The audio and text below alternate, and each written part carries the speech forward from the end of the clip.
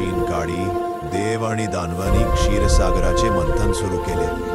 त्या मंथनातून अनेक रत्न प्रकट झाली आणि अखेरीस कमळावर बसलेली तेजस्वी देवी महालक्ष्मी प्रकट झाली. संपत्ती, सौंदर्य आणि कृपेचा मूर्त स्वरूप असलेली लक्ष्मी भगवान विष्णूंना पती म्हणून स्वीकारून वैकुंठात वास करू लागली.